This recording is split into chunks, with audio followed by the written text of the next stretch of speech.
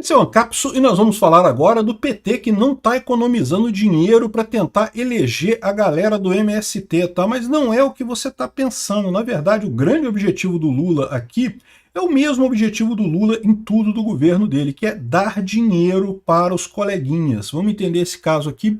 Essa notícia foi sugerida por Fisueli na privada, Liberdade Econômica é Tudo e várias outras pessoas. Obrigado aí ao pessoal que sugeriu notícias lá no nosso site, no visãolibertaria.com, e obrigado a você que está assistindo o nosso vídeo. Se você gosta do nosso conteúdo, por favor, deixe o seu like e se inscreva aqui no canal, né?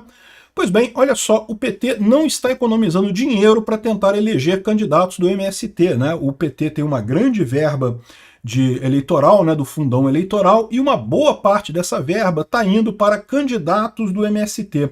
São cerca de 591 candidatos nessas eleições municipais, distribuídos por 22 estados, quase todos disputando uma vaga de vereador, e quase todos pelo PT, né?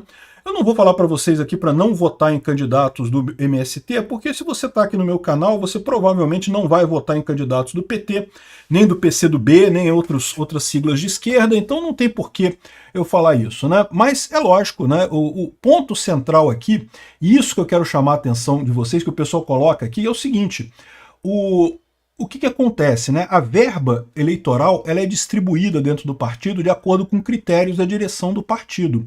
E o que o PT está fazendo? Ele está mandando dinheiro com mais força para o MST. Por que isso? Porque o MST, vocês sabem, é o braço armado do PT, né? O MST não tem essa capacidade toda que tem outros grupos guerrilheiros, como as Farc, na Colômbia e outros grupos, a Guarda Revolucionária venezuelana, bolivariana lá da Venezuela, não tem essa força toda, mas é o que o PT tem, né? E o PT não quer abrir mão disso porque, como eu já falei para vocês, ele sabe que a situação em 2026 vai ficar bastante estranha e nenhuma opção pode ser deixada fora da mesa, né? Então, o que está acontecendo aqui é isso, né? O MST praticamente sumiu na época do governo Bolsonaro, porque é aquilo que eu falo para vocês, né? Essa ideia de que o Brasil precisa de reforma agrária, que tem gente sem terra e não sei o que lá, isso é lorota. Isso pode ter tido algum ponto de verdade lá nos anos 50, anos 60, anos 70, quando você tinha realmente quando era investimento no Brasil, você comprar terra e deixar a terra parada, né? Então você tinha uma cultura no Brasil de investimento em terra, você comprava a terra e deixava a terra parada lá, aí você tinha grandes latifúndios improdutivos e coisa e tal. Então pode ser que tivesse naquela época alguma justificativa para fazer reforma agrária, porque de um lado você ainda havia no Brasil uma grande população rural, e de outro lado você tinha grandes investidores que compravam a terra para não fazer nada com ela, para deixar a terra parada ali, né? O fato é que essas duas coisas mudaram dos anos 1950 para cá. Primeira coisa, o Brasil se tornou um país muito mais urbano do que era na época. Ou seja, hoje em dia pouquíssimas pessoas moram no campo em termos percentuais. Se você pegar o percentual da população brasileira, a imensa maioria mora em cidades, né? Ou em grandes cidades ou em cidades pequenas, mas ainda assim na cidade, não mora no campo, não mora na roça, né? É lógico, ainda tem muita gente que mora na roça, que mora no campo, não estou dizendo que não exista, mas em termos de percentual da população brasileira, era muito mais em 1950, é muito menos agora. E uma outra coisa que mudou de lá para cá foi que justamente com o Plano Real, com a estabilização da moeda e com o início do agronegócio no Brasil, né, quando a Embrapa conseguiu fazer a plantação de soja lá no Cerrado e coisa e tal, não vale mais a pena para ninguém comprar terra e deixar parada. Isso existia no Brasil. Existia no Brasil enormes fazendas em que a pessoa não fazia nada com a fazenda, deixava a fazenda parada lá. Isso hoje em dia é raríssimo. Por quê? Porque se você tem uma fazenda enorme, você planta alguma coisa nela, você bota soja, bota alguma coisa ali e faz alguma coisa com essa fazenda para dar lucro para você, né? Então, ou seja, a situação que você tem hoje tem muito menos gente querendo invadir propriedades e muito mais gente, e as propriedades são muito mais utilizadas do que eram naquela época. Então não tem mais sentido esse papo que realmente naquela época, 1950, 1960, havia essa lógica, né? Ainda havia uma população rural no Brasil muito grande, muita gente que não tinha terra, mas morava em fazendas e coisa e tal, e haviam fazendas enormes que não eram usadas para nada. Hoje em dia as duas coisas acabaram. Primeiro que a grande maioria da população foi para as cidades, então não tem mais população rural muito grande, e essa ideia de que, não, mas pode pegar a pessoa da cidade e botar no campo e coisa e tal, e não vai, cara, na boa. A pessoa, para cultivar o campo, para cultivar a roça, a pessoa tem que gostar da coisa mesmo.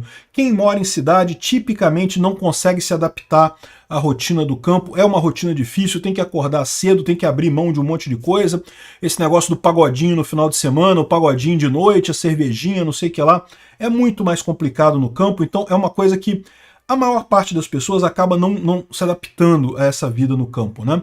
E a população brasileira hoje do campo é muito menor. E, ao mesmo tempo, você não tem mais terras improdutivas no Brasil. De novo, existem algumas terras improdutivas? Provavelmente sim, mas assim, a quantidade que você tem hoje é muito menor. Qualquer fazenda, qualquer sítio, qualquer pedaço de terra, vale a pena você explorar comercialmente, você plantar alguma coisa, você criar gado, você fazer alguma coisa com aquela terra, porque simplesmente dá dinheiro hoje em dia, né? Por que isso dava dinheiro, você manter a terra parada lá em 1950, 1960? Porque justamente o Brasil sempre teve esse problema crônico da inflação, né? Então, para proteger o seu dinheiro da inflação, uma das alternativas que você tinha era comprar uma terra e deixar a terra parada lá. Você não tinha incentivo de explorar a terra, por quê? Porque com a inflação maluca do Brasil, qualquer investimento se tornava arriscado. Então a melhor coisa era você comprar a terra e deixar lá, porque a terra se valorizava normalmente, mais ou menos cobrindo a inflação, e você não tinha o risco de fazer um planejamento, de explorar as coisas e depois aquilo não dar certo e você perder dinheiro com a inflação. Era realmente empreender no Brasil ali nos anos 80, anos 70, era impossível, porque justamente era muita inflação, você descontrolava muito, qualquer coisa. Eu vivi essa época, eu lembro disso. Todo mês o seu salário reajustava, todo mês o seu aluguel reajustava, as suas contas reajustavam. Só que os índices não eram exatamente os mesmos, porque cada um pegava um período específico, então, cara, você tinha que rebolar para conseguir fazer as coisas juntarem, porque, né, você não sabia quanto que você ia receber. Não sabia quanto é que você ia ter que pagar de aluguel. Já parou para pensar nisso? Você, mês que vem, você não sabe quanto você vai ter que pagar de aluguel, quanto vai ter que pagar de conta de luz, quanto vai ter que pagar de conta de telefone, tudo é reajustado pela inflação. O seu salário vai subir também, mas quanto? Você não sabe. Então, assim, é uma lambança completa esse tipo de coisa. Comprar carro, vender um carro para comprar outro, cara, era toda uma engenharia. Você tinha que vender o carro já sabendo qual que você ia comprar, porque se ficasse com o dinheiro parado, o dinheiro desvalorizava. Então você tinha que vender o carro e já comprar outro imediatamente, né? Enfim. Então as pessoas preferiam deixar as terras paradas, né? Ou seja, o MST hoje em dia não tem razão de ser, não faz sentido mais existir isso. Tanto que você vê as invasões do MST agora, é tudo em fazenda produtiva. Por quê? Porque não existe mais fazenda produtiva. Já existiu uma época no Brasil, houve uma época no Brasil que você tinha, de fato, propriedades improdutivas. Hoje em dia não tem mais, ou são muito poucas. Acaba que fica um negócio sem sentido isso, né? O que o MST virou agora? O MST virou um grande esquema, em que o pessoal promete para o pessoal da cidade pobre, fala, olha, se você vier aqui no acampamento do MST e ficar no acampamento aqui, pode ser que você ganhe uma gleba de terra aqui. E aí a pessoa que mora na cidade não quer ir para o campo, não vai querer ir para o campo, não vai querer plantar nada, mas a pessoa pensa assim, opa, vou ganhar um pedaço de terra, vou vender, né, e ganhar dinheiro. É o que todo mundo pensa. E aí eles ficam enganando esse pessoal, mantendo esse grupo, né, que, de novo, já teve no passado importância, hoje em dia não tem mais. Só que cada vez menos eles se tornam menos importantes, porque as pessoas percebem esse truque, né? Você não consegue ficar usando o mesmo truque seguidas vezes, assim, a pessoa percebe. Na época do Bolsonaro praticamente acabou esse negócio. Com o Lula, o pessoal ficou animado de novo, né? Vamos voltar a invadir, voltar a ter coisa. E aí o Lula tá dando dinheiro para esse pessoal aqui, não porque acha que eles vão se eleger, mas é uma forma de pagar o MST, né? Foi também aquele programa FAA que o Lula criou, de Fundo de Alimentação, não sei o que lá, que é justamente para dar dinheiro para o MST, não tem nenhuma outra utilidade aquilo ali, justamente para dar dinheiro para esse pessoal, para dar dinheiro para os amigos do Lula. É isso que o Lula quer. Todo o governo Lula é baseado nessa premissa de ter que dar dinheiro para os amiguinhos dele. Os amiguinhos sindicalistas que ficaram sem emprego, os amiguinhos do MST, que não tem mais sentido nenhum de existir o MST hoje em dia, os amiguinhos de tudo quanto é lugar. E por que ele dá dinheiro para esse pessoal? Porque ele quer contar com esse povo em 2026, né? 2026, acho pouco provável que o Lula ganhe eleição numa eleição justa. Mas sabe lá o que vai acontecer, sabe lá se o Lula não vai querer dar uma de Maduro, né? Qual vai ser o padrão do Lula em 2026, e ele quer contar com esse pessoal para conseguir se manter. Essa é a preocupação do Lula. Esses vereadores aqui não é o grande problema. O grande problema é que eles receberam uma quantidade enorme de dinheiro do PT exatamente para comprar o apoio deles, para manter o MST vivo, para o Lula poder usar mais adiante, se for o caso, né? Muito preocupante essa situação. Obrigado por assistir o vídeo até o final.